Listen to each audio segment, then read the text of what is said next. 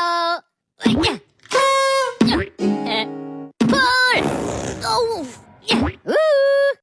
Ya.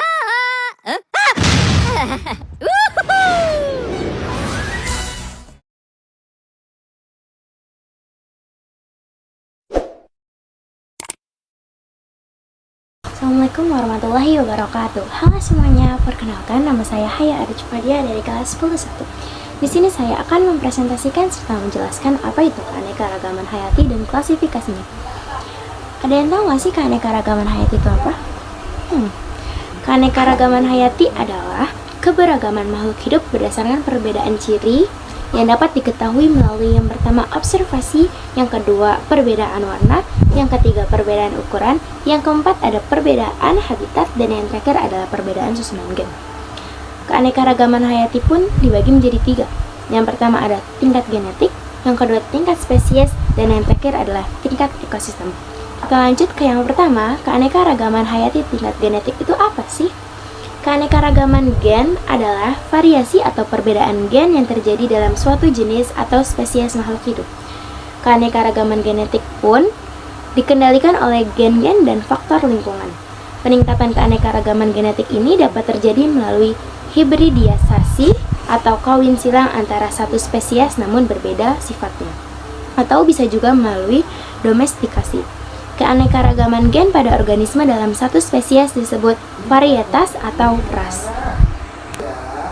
Baik, di sini adalah contoh keanekaragaman hayati tingkat genetik.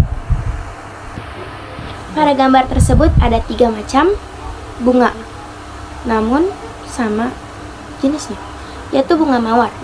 Di gambar pertama ada bunga mawar berwarna merah, di gambar kedua ada bunga mawar berwarna pink, dan yang di bunga ketiga ada gambar bunga mawar berwarna putih.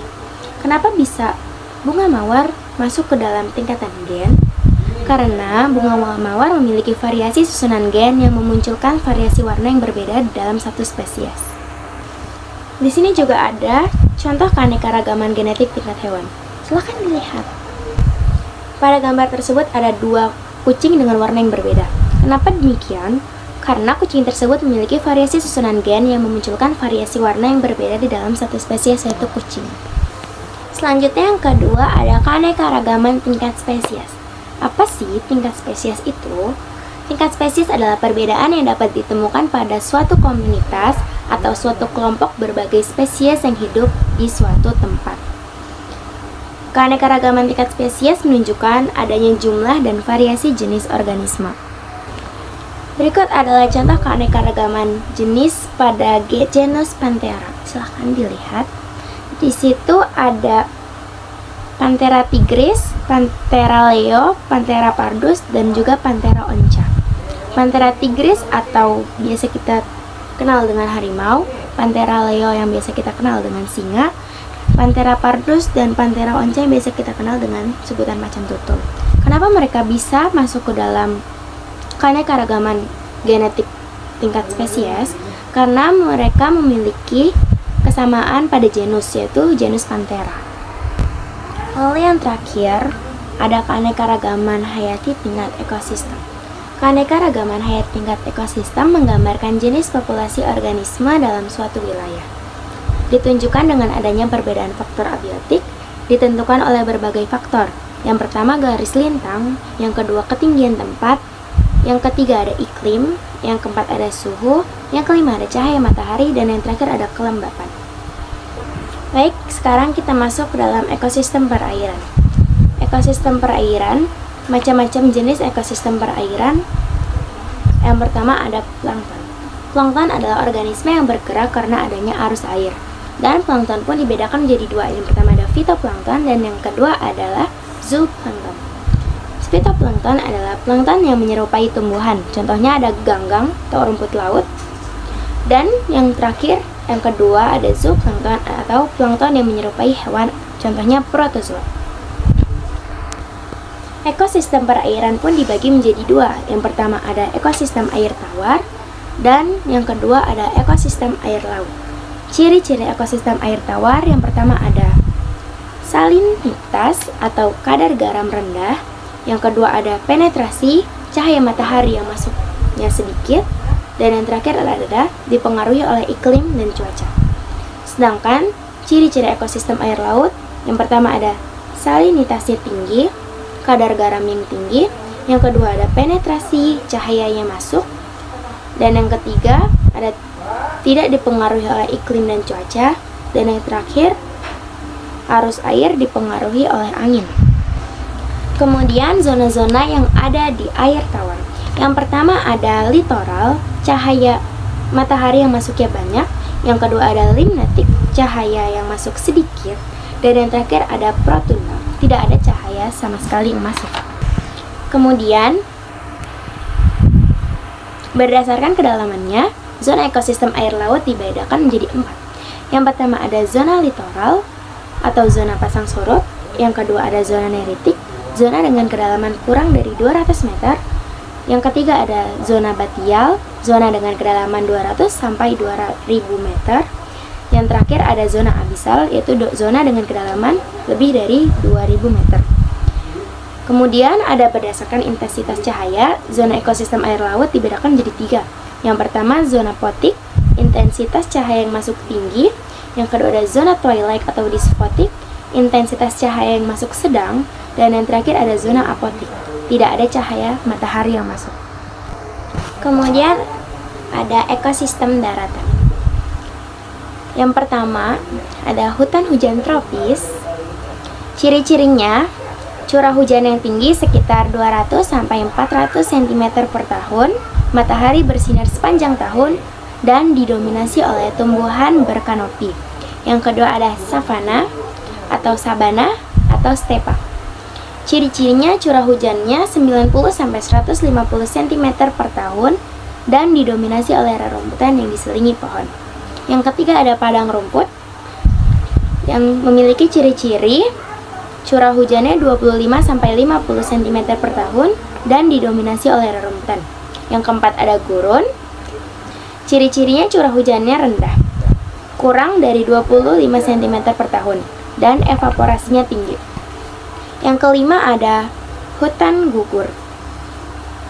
Ciri-cirinya curah hujannya 75 sampai 100 cm per tahun dan hanya terdapat di negara yang memiliki 4 musim. Dan yang terakhir adalah taiga. Taiga memiliki ciri-ciri curah hujannya 50 sampai 75 cm per tahun dan didominasi oleh tumbuhan berkonifer berdaun jarum atau cemara. Kemudian kita masuk ke persebaran flora dan fauna. Persebaran flora di Indonesia. Menurut ketinggian tempat dari permukaan laut, flora terbagi menjadi: yang pertama ada daerah dengan ketinggian 0 sampai 650 meter, ditumbuhi dengan bakau, kelapa, sawit, dan lain-lain. Kemudian selanjutnya daerah dengan ketinggian 650 sampai 1500 meter ditumbuhi dengan kina, aren, kopi, dan lain-lain. Lalu selanjutnya daerah dengan ketinggian 1500 sampai 2500 meter ditumbuhi dengan cemara, gunung, dan lain-lain. Dan yang terakhir, daerah dengan ketinggian lebih dari di atas 2500 meter ditumbuhi oleh tumbuhan edelweiss. Persebaran fauna di Indonesia. Fauna yang pertama adalah fauna daerah oriental. Fauna daerah oriental memiliki ciri-ciri spesiesnya mamalia berukuran besar, contohnya gajah, banteng, dan badak. Kemudian tidak ada mamalia berkantong seperti kanguru. Kemudian terdapat berbagai macam jenis kera. Lalu terdapat hewan endemik. Dan yang terakhir, burung-burung oriental memiliki warna terang, warna yang kurang menarik. Selanjutnya di daerah peralihan, hewan-hewan yang terdapat di daerah ini berasal dari daerah oriental dan Australia. Di daerah peralihan ini terdapat banyak hewan endemik, contohnya komodo. Selanjutnya ada fauna di daerah Australia. Mamalianya berukuran kecil, terdapat banyak hewan berkantong, yaitu kanguru, tidak terdapat spesies kera, terdapat reptil besar, contohnya komodo, dan terdapat hewan endemik, contohnya komodo dan burung cendrawasih. Di sini saya akan menyebutkan beberapa manfaat keanekaragaman hayati. Yang pertama ada sumber bahan pangan, yang kedua sumber obat-obatan, yang ketiga ada sumber kosmetik, yang keempat ada sumber papan, yang kelima ada aspek budaya, yang keenam ada sumber plasma nutfah, dan yang terakhir ada sarana pengembangan ilmu pengetahuan, pendidikan, rekreasi, dan wisata. Baik, selanjutnya ada klasifikasi makhluk hidup. Apa sih klasifikasi itu? Klasifikasi adalah suatu sistem pengelompokan makhluk hidup ke dalam tingkatan tertentu berdasarkan kesamaan karakter yang dapat diamati. Contohnya, morfologi, sifat genetik, dan tingkah laku. Ilmu yang mempelajari klasifikasi makhluk hidup disebut taksonomi. FYI, bapak klasifikasi juga disebut Carolus Linnaeus. Jenis-jenis klasifikasi dibedakan menjadi 4. Yang pertama ada klasifikasi modern, klasifikasi alamiah, klasifikasi filogenetik, dan yang terakhir klasifikasi artifisial atau buatan. Berikut adalah gambar tingkatan takson. Tingkatan takson yang paling tinggi disebut domain, selanjutnya kingdom, divisi, kelas, ordo, family, genus, dan yang terakhir ada spesies. Yang terakhir adalah keanekaragaman in situ dan ex situ. Apa sih in situ dan ex situ itu? In situ adalah pelestarian makhluk hidup di dalam habitat aslinya. Contohnya mendirikan cagar alam dan suaka marga satwa.